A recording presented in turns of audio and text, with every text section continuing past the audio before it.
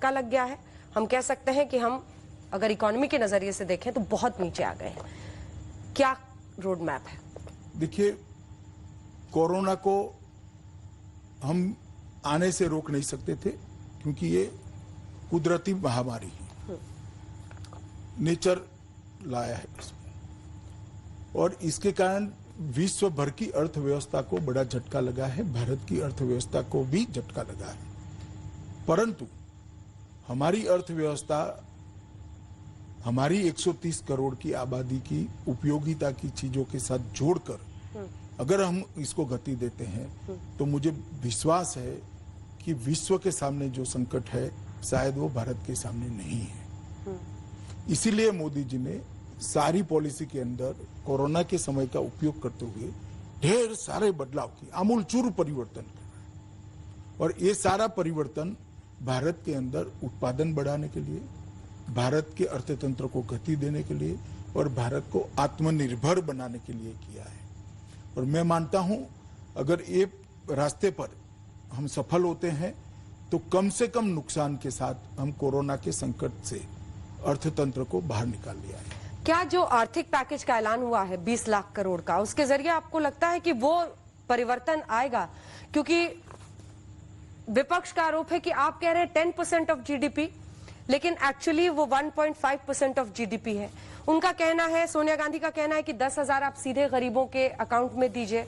आप MSME sector के जरिए आप कुछ जगहों पर डायरेक्ट ट्रांसफर भी कर रहे हैं क्योंकि अकाउंट्स खुले हैं, और दूसरी तरफ आप इकट्ठा कर रहे हैं, आप कम इजी टर्म्स पे लोन देने की बात कर रहे हैं एमएसएमई सेक्टर को। तो क्या आपको लगता है कि विपक्ष का कहना एक तरफ कि आप डायरेक्टली दीजिए, अभी तो ऐसी हालत कीजिए कि दाल रोटी मजदूर को मिल जाए, उसकी व्यवस्था, और आप एक ऐसा अप्रोच अपना रहे हैं जिसका शायद असर हम कुछ दिन बाद देखें? देखिए, जहां तक दाल रोटी का सवाल है, हर गरीब के लिए हमने राशन कार्ड पर 3 महीने तक एक्स्ट्रा अनाज दिया है, और वैसे भी सरकार 2 रुपया किलो गेहूं और 3 रुपया किलो चावल दे रही है, जहां तक दाल रोटी का सवाल है।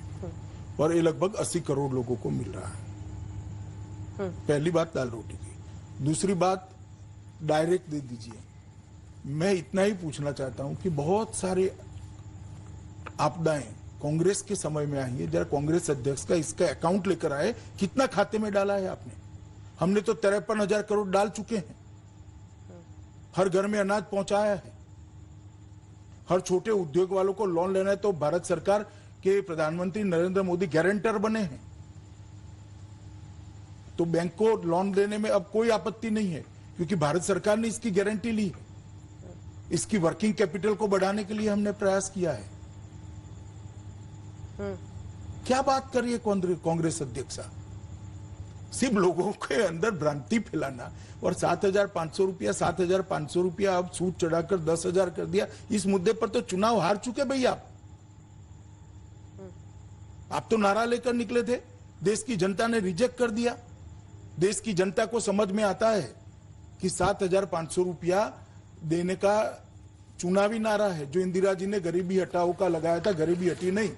मोदी जी ने बिजली भेज दी, शौचालय भेज दिया, बैंक अकाउंट दे दिया, घर दे दिया, इनकी स्वास्थ्य की 5 लाख तक की सारी सुविधाएं कर दी, उनका बीमा ले लिया, किसानों को 6,000 रुपया हर अकाउंट में दिया। और आप क्या नारा लगा रहे हो भाई? और क्या कर दिया 58 साल इस देश पर शासन पर रहकर? लेकिन उनका गरीब तो ढेर के ढेर रह गए। हाँ। उनका ये कहना है कि ये जो मोदी वैक्सीन है ये तुरंत अभी काम नहीं करेगा, इसका असर बहुत दिन लग जाएगा। आपकी क्या अपेक्षा है? वो हमारी प्रशंसा करेगी क्या? आपको इसमें आश्चर्य क्या हो रहा है? उनको यही करना है। अंजना जी, आप ये अपेक्षा करती है कि सोनिया जी मोदी सरकार ने बहुत अच्छा किया, फिर से चुना कर ला दो, ऐसा कहेगी क्या?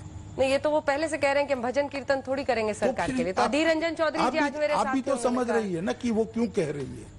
अधीर रंजन चौधरी जी कह रहे थे कि हम कीर्तन थोड़ी गाएंगे, हम तो कोर्ट खोजेंगे।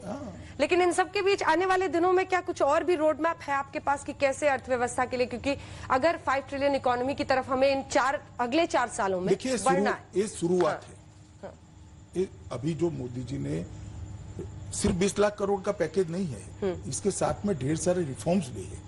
इसको बारीकी से मीडिया ने देखना चाहिए और रिफॉर्म्स के इम्पैक्ट का कैलकुलेशन भी करना चाहिए। और मैं कहता हूं ये शुरुआत है। गृह मंत्री के तौर पर हम आपकी भूमिका देख रहे हैं, और इससे पहले अध्यक्ष जी, मुझे अब आगे बढ़ने से पहले ये बताइए कि आपके लिए ज्यादा सरल कौन सा था, सहज क्या था, ज्यादा इंटरेस्टिंग क्या था? क्योंकि आप खुद ही कहते थे कि चुनाव के बिना मन नहीं लगता है, मुझे पॉलिटिक्स को और पीपल माइंडसेट, क्या वो चाहते हैं, इन सबको पढ़ने में बहुत इंटरेस्ट है। तो अध्यक्ष जी वाला रोल बेटर था या गृह मंत्री जी वाला? देखिए, मेरा रोल एक तो मैं तय नहीं कर सकता, मेरी पार्टी तय करेगी, ये निश्चित है मेरे जैसे कार्यकर्ता के लिए। तो ना मैं अपने आप अध्यक्ष बना हूं, ना मैं अपने आप गृह मंत्री बन सकता हूं। जब पार्टी और प्रधानमंत्री जी तय नहीं करते, मैं गृह मंत्री नहीं बन सकता। परंतु मैं मानता हूं कि जो भी दायित्व मुझे दिया जाएगा, मेरे अनुभव और सूझबूझ का पूरा उपयोग कर तन तोड़ परिश्रम कर इसको देश के भले के लिए सफल बनाने का मैं प्रयास करूंगा, और मुझे लगता है मैंने किया है। अपने पूरे राजनीतिक सफर को आप कैसे पीछे मुड़कर देखते हैं? आपके कुछ डायलॉग्स बहुत फेमस हुए, जिसमें एक था कि मैं समंदर हूं, मेरे किनारे पे घर मत बनाना, मैं लौट कर आऊंगा।